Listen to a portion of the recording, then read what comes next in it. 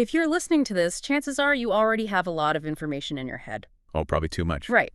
We live in a world where data is just constantly pouring in, demanding our attention and, demanding that you be three different people at once. Hmm. And if you've ever felt like your inner life, the complex, demanding spiritual part, is totally disconnected from the loud, absurd, transactional world out there, then you are ready for Hermann Hesse. He really is the perfect guide for that feeling.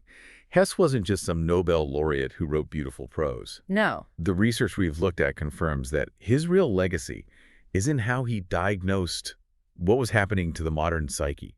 His work isn't just high literature, it's a set of psychological documents. He was giving a name to the sickness of the times. And he had a front row seat to that sickness himself. He was born into this very, very strict Protestant missionary family. So his own early life was basically a rebellion against that rigid external order.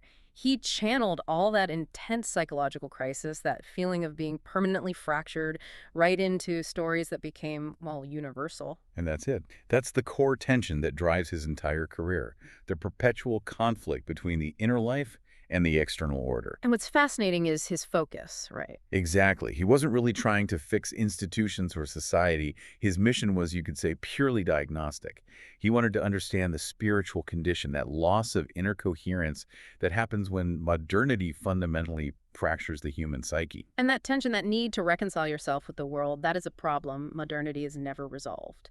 It's why these 100-year-old books still feel like they were written for you right now. Absolutely. The tension isn't unique to his time at all. I mean, if you feel compelled to manage your online persona while you're desperately trying to cling to a quiet, genuine internal life, you are living the Hesse conflict.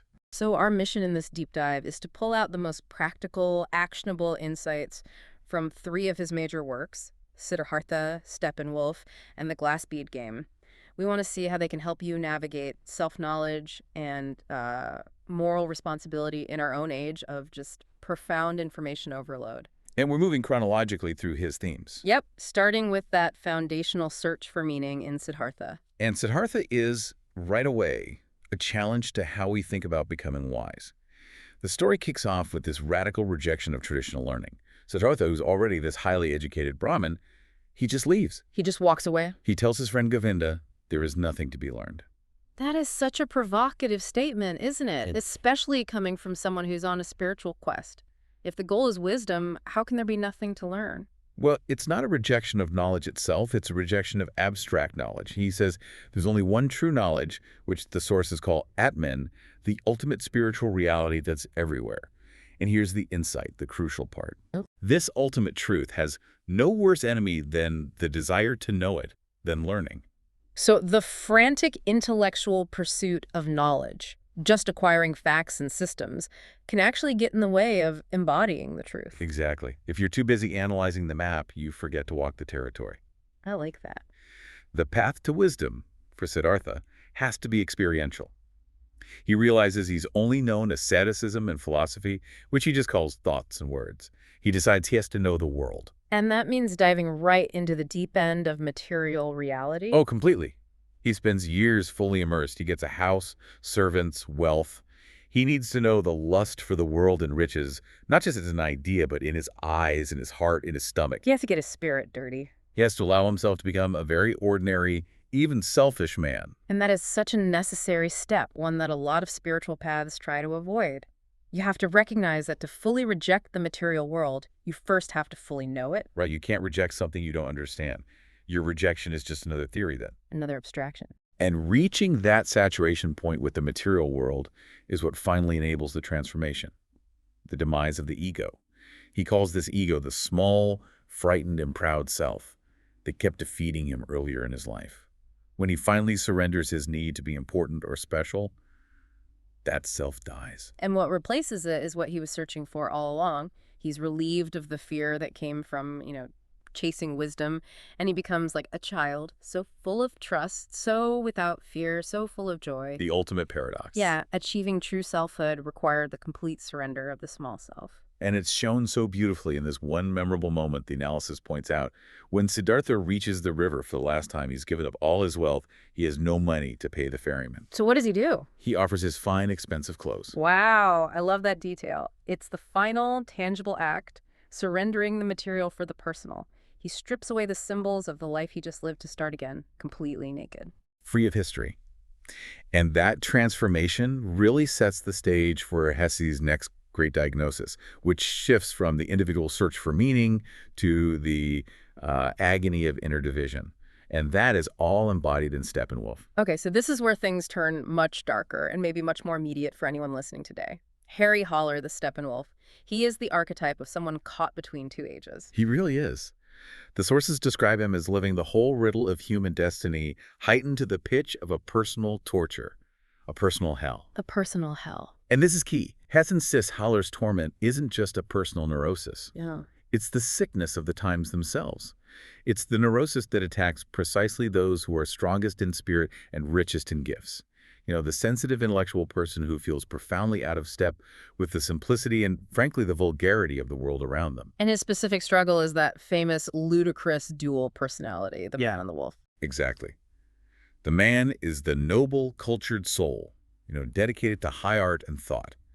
The wolf is the savage, antisocial animal that mocks all the man's pretensions.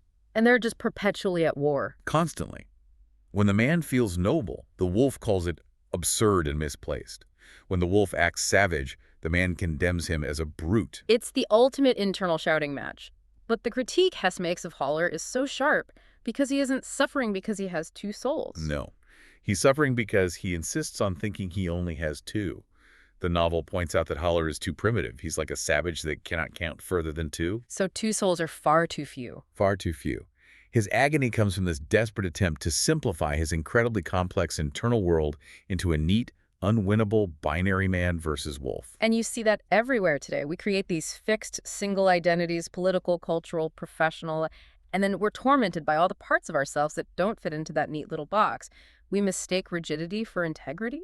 And that search for relief, for an escape from the torment, it often leads to what Hesse calls the bourgeois compromise.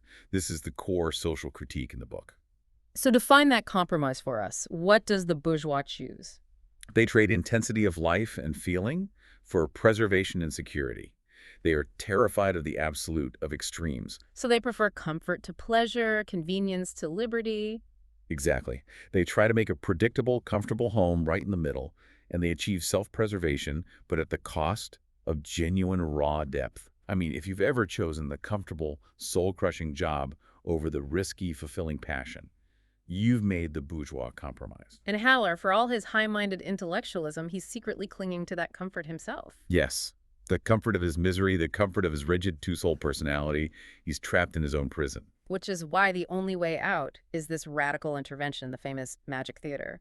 Harry gets an invitation, and it demands he leave his highly esteemed personality in the cloakroom. Because that personality is a prison. You have to shed the rigid, fragile ego you spend a lifetime perfecting before you can even walk in the door. And the whole point of the Magic Theater and the psychedelic experience that follows is the conquest of time and the escape from reality, meaning escape from that rigid self. It's designed to shatter his fixed identity. He has to realize he isn't two souls. He's potentially thousands of fractured selves, a whole kaleidoscope of possibilities.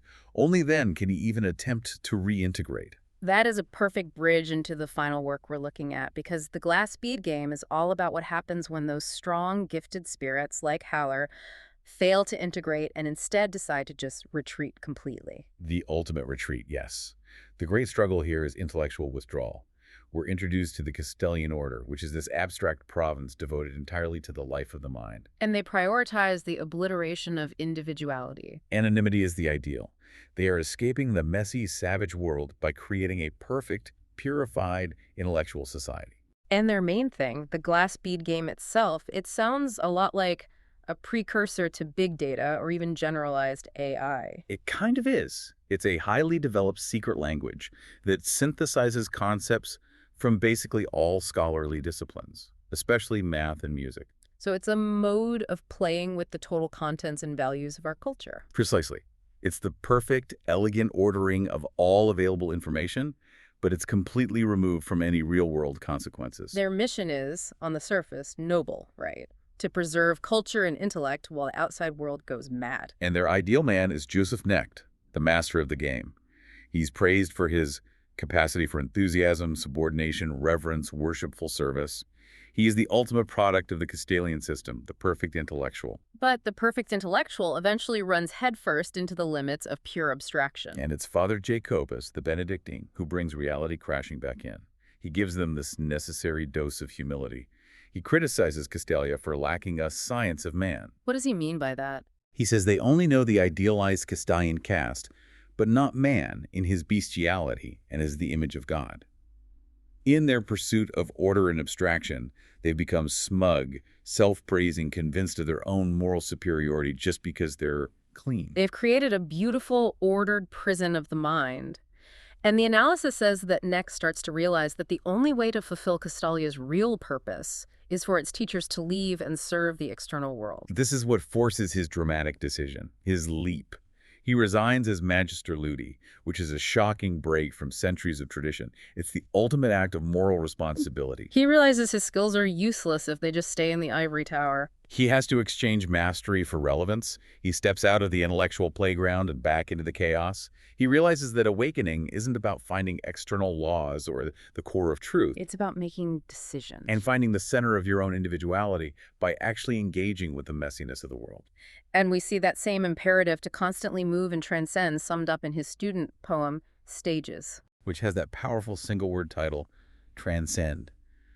And the lines are basically instructions for living. Be ready, heart, for parting, new endeavor.